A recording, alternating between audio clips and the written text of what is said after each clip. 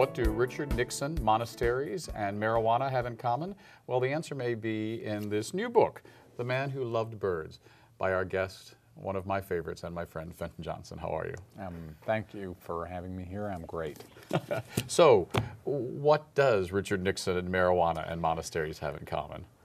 Well, that gets into the whole story of this particular novel. I began it, it actually originated in 1971 when I was 17 years old. I was coming out of rural Kentucky, headed to Stanford on a bourbon scholarship. On a bourbon scholarship? A bourbon scholarship from Seagram's. My father worked for Seagram's. And about to begin the big adventure of my life. And the Kentucky State Police took a local renegade named Charlie Stiles, whom they couldn't convict because he was always related to people on the jury or whatever. They kidnapped him and took him into a cornfield and murdered him. This was just before I left for Kentucky, for California. And at the same time, a Pakistani Muslim doctor took up residence in this little town in the hills in Kentucky under a program that I think still exists, where if you come from afar and you're retrained, you can get a green card. And I thought, what an extraordinary thing to be a Pakistani woman doctor setting up practice in solidly Catholic rural Kentucky. Mm-hmm. So that sat with me for many years. And the first story that I did, feature story that I did for the New York Times Magazine, was in 1989. And it was interviewing the marijuana growers of central Kentucky. The Nixon administration had just implemented the war on drugs. Overnight, penalties went from $500 and next year put that pot crop a little farther from the road to 21 years in federal prison without possibility of parole. Your property was confiscated, your life was ruined. People committed suicide. I walked into the middle of that and it was really tense. Then, as you know, I spent a lot of time, I grew up with Trappist monks. I spent a lot of time in monasteries. So I put all those wild stories and characters together in this novel, which has three main characters: a Trappist monk named Brother Flavian, a Bengali woman doctor who has immigrated from India, from Bangladesh, to rural Kentucky, and a renegade marijuana grower named Vietnam vet named Johnny Fay. And the three of their lives evolve. I wanted, in some way, I think, to kind of bring Charlie Stiles back to life. Yeah. And it's set in that era. It's set in 71. It's set in that. No, it's set in in the late 1980s, with really against the rise of the war on drugs, which. A recent Harper's magazine article, April, I think, of this year, the cover story was about the war on drugs. And the writer said something that we all knew to be true, but didn't think that anybody was actually going to say it so bluntly. He was interviewing John Ehrlichman in the mid-1990s when Ehrlichman was still alive. Ehrlichman was, many people will remember, one of the co-conspirators in the Watergate and served time in jail. Well, he was Nixon's co-counsel. Then he was convicted and went to federal prison. Mm-hmm. And the writer was interviewing. Ehrlichman just bluntly said, the reason that we criminalized marijuana and opiate drugs was because we knew that the Nixon administration's primary enemies were the black community and the anti-war left, and we knew we couldn't make it illegal to be black and against the war. And we figured if we could get the public to associate these drugs with the hippies and black people, then we could vilify them in the national media, and we could break the communities by putting people in jail. And that was the logic behind the war on drugs. And we sort of knew that to be the case, but to have someone actually come out and say it, the interviewer must have kind of been gasping for air. It's a pretty astonishing statement. I began this book a long time ago, and it is a little unnerving. I guess it speaks to the fact that these issues never go away. How many of the issues in the book are contemporary. Police violence, the doctor has immigration issues, of course. The rise at that time, the whole war on drugs and the mass incarceration that it led to. All of those issues are very much present with us still. Well, in a very real way, and you know this. I mean, I've said this before, and I've always said, in my mind, there are 3 southern states that are southern, but they're kind of linked in a way. I mean, I've always thought of Virginia and Tennessee and Kentucky as, and they share many borders, but there's this sense of them being southern, but also a little more genteel, for right or wrong. In their better moments. Yeah, I would have thrown Carolina in there for a while, but anyway, I digress.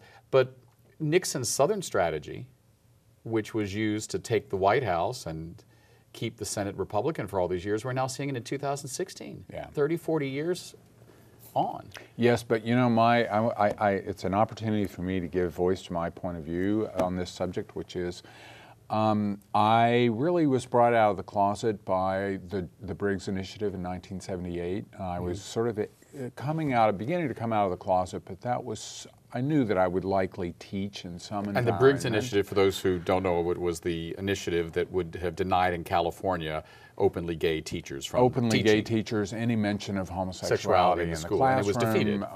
And we began, you know, we were behind 60 to 40 in the polls. That was really the catapult for Harvey Milk and Sally Gerhardt, who went around the state debating fundamentalists about that initiative, and we ultimately won. And I've said before that we didn't understand that John Briggs was actually a great gift to us, because it's so much easier to fight a hatred and bigotry when it has a face. And I feel that we are in the same situation now, that we have been given a gift in the form of Donald Trump, if we can seize the opportunity to go out and really work this election. I think it's a great historical opportunity that we have if we can take advantage of it. Yeah, I'm not denying that, but hearing you say that, it reminds me that indeed you were raised among Trappist monks. It's a very philosophical point of view. I'm going to go back to Arizona, which is a state that can go either way, and I've been in touch with Alan Greganis in North Carolina, and we're doing events in Arizona and in North Carolina in September and October, with the notion that this is a really all hands on deck moment, and that we really need to work in this election. Right. You know, I think fairly you have been called one of the great chroniclers of the AIDS era. The emotion of your writing during that period, both fiction, nonfiction, the reissue of your book, Scissors, Paper, Rock. Did you think that this would be the type of stuff you'd be writing about? And do you consider your writing more and more political, or has it always been political? I think I've always, Alan and I have talked about this, I think I've always had I don't separate literature and politics. They come together. Every gesture is in some sense or another a political gesture. I have always been interested in situating gay characters, as is true with The Man Who Loved Birds, this new novel.